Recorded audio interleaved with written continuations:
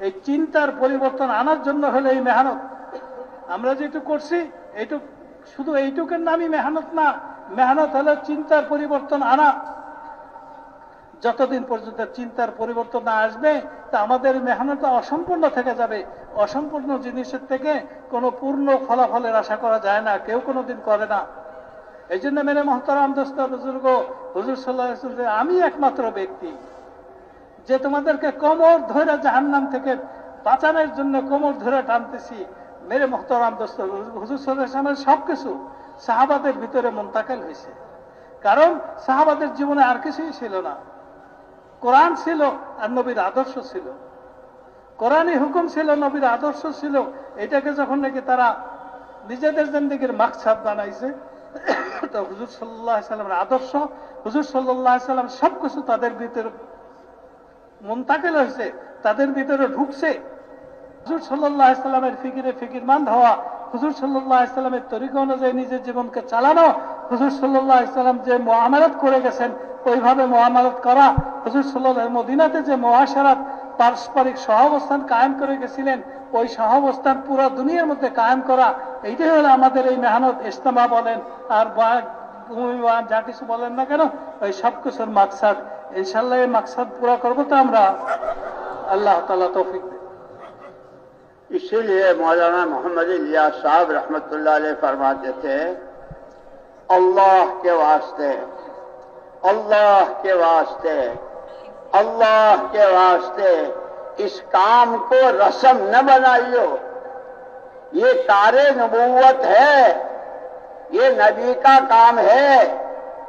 नबी का काम नबी वाले मिजाज से, जैसे तिजारत ताजिराना मिजाज से, खेती खेती के मिजाज से, कि नबूवत वाला मिजाज कि सिर्फ और सिर्फ अल्लाह को राजी करना, अपनी आखिरत बनाना और हर एक के लिए रहमत बनकर जीना, कि रहमतुल लिल आलमीन वमा अरसलनाका इल्ला रहमतुल लिल आलमीन, कि नबी का उम्मती जहां भी रहे, अंधेरे में, उजाले में, मालदारी में, गुर्बत में, बीमारी में, तंदुरुस्ती में, सफर में, हजर में, मकाम पर, बाहर, कि मोहम्मदुर रसूलुल्लाह सल्लल्लाहु अलैहि वसल्लम का उम्मती खुदा की मखलूक के हक में रहमत बनकर जिए।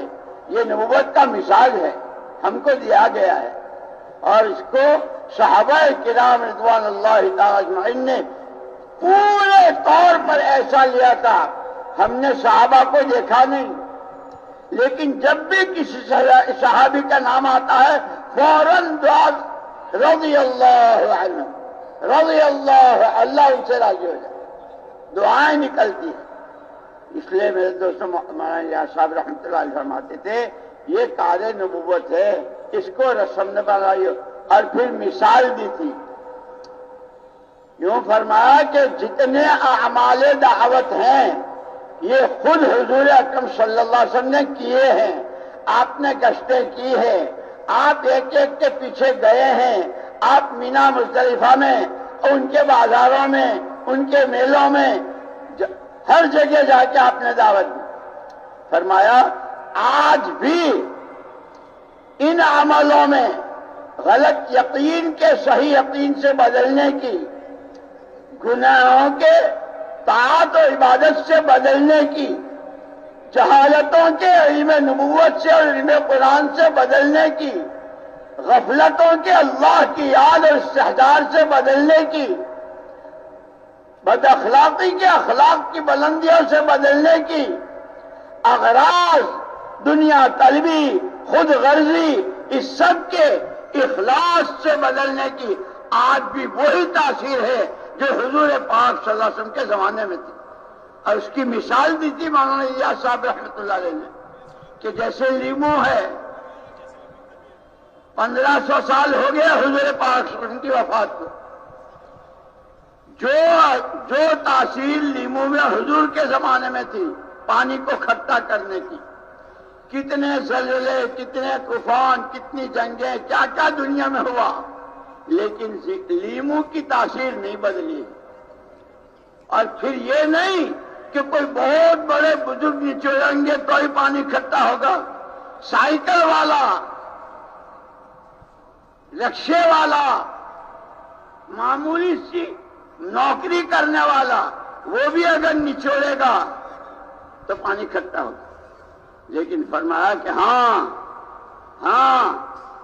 अगर ये लीमू तुम्हारे घरों में जो शोकेश होते हैं, सब्जियों का सेट, फलों का सेट, अनार, आम, अंगूर, चीकू, वो जो प्लास्टिक के होते हैं कि उसमें सब्जियों का सेट है, भिंडी भी है, तुरई भी है, बैगन भी है, लीमू भी है, जो प्लास्टिक के हैं, कि ये प्लास्टिक का लीमू सारा शहर मिलकर अगर निचोड़ेंगे तो फट तो जाएगा, एक कतरा नहीं निकलेगा।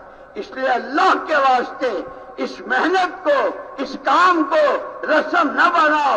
ये कार्य नबुव्वत है, ये मिजाज नबुव्वत के साथ होगा। जान अपनी लगाओ, माल अपना लगाओ, सलाहियतें अपनी लगाओ, किसी से फूटी कौड़ी ना चाहो। अल्लाह को राजी करना है, आखिरत अपनी बनानी है। मेरे मोहतरम दोस्तों और बुजुर्गों, हजरत ইলিয়াস রহমতুল্লাহ আলাইহি সতর্ক করতেন যে দেখো, আল্লাহর দোহাই দিয়া বলতেছি, তোমরা এই কামটাকে রেওয়াজি বানায় না, প্রথাগত এরকম বানায় না। এটা দাওয়াতের কাম, নবীদের কাম, আখিরি নবীর কাম। এটাকে রেওয়াজি বানানো যাবে না।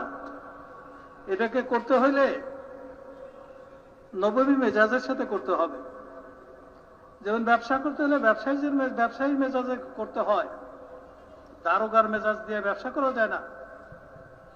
ক্ষেত খামারে কাজ করতে হলে কৃষকদের মেজাজ নিয়ে করতে হয়। চাকরি করতে হলে চাকরির মেজাজ নিয়ে করতে হয়। জমিদার ছেলের মতো আচরণ করে চাকরি করা যায় না। প্রতিটা জিনিসের জন্য নিজস্ব একটা মেজাজ আছে, স্বকীয়তা আছে, স্বভাব আছে। ওই স্বভাব দিয়ে ওই নীতিমালা অনুযায়ী করতে হয়। বলে যেহেতু এটা নববী কাম, এই কামটা করতে হবে নববী মেজাজ দিয়ে করতে হবে। নববী মেজাজ নিয়ে সেই করতে পারবে যার মধ্যে তিনটা জিনিস থাকবে। একটা হলো এই কামটা করবে শুধুমাত্র আল্লাহ তাআলার জন্য, আল্লাহকে রাজি করার জন্য। কেন করবে ভাই? শুধুমাত্র আল্লাহ তাআলাকে রাজি করার জন্য, কোনো কিছুর আশায় না, কোনো লাভে না, কোনো লোভে না। দুই নম্বর হলো ভিতরে তলব থাকবে জাহান্নাম থেকে কি করে বাঁচতে পারি। ভিতরে তলব থাকবে, জ্বলন থাকবে জাহান্নাম থেকে কি করে মুক্তি পাই। তিন নম্বর হলো জগৎবাসীর জন্য রহমত হিসাবে বাঁচতে হবে, আমাকে দিয়ে কোনো মানুষের জন্য কষ্ট না পায়।